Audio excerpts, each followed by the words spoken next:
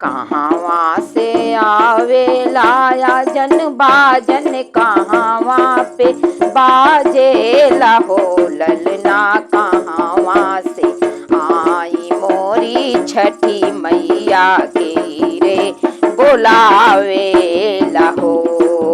गौवा के बगलिया से आजन बाजन घरे घरे बाजेला हो ललना, देवा लोक से आई हमरी छठी मैया सेवका बोलावेला हो ललना, देवा लोक से आई हमरी छठी मैया सेवका बोलावेला हो।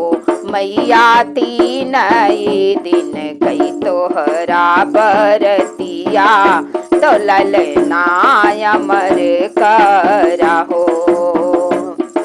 पहले दिन खायो मैया चना के दलिया, और मैया भात खायो हो मैया लौकी कई खायो भुजिया, तो व्रत तोहरा शुरू की हो मैया, देवा लोक से आई हमरी छठी मैया सेवका बोलावेला हो। दूसरे ने दिन बनयो गुड़वा क खिरिया, तो गौवा माँ बटायऊ हो मैया, तोहरा प्रसाद हम खाई के व्रत तोहरा शुरू की हो मैया, तोहरा खायो प्रसादवा, तो व्रत तोहरा शुरू की हो ललना, देवा लोक से आई हमरी छठी मैया सेवका बोलावेला हो। अथवत सूरज मनायो निहुरी पैया लागे हो मैया, घर वालवटी हम आयो, तो दियना जलाए हो मैया, रात भर ज्योतिया जलायो, तो दिल से मनाए हो।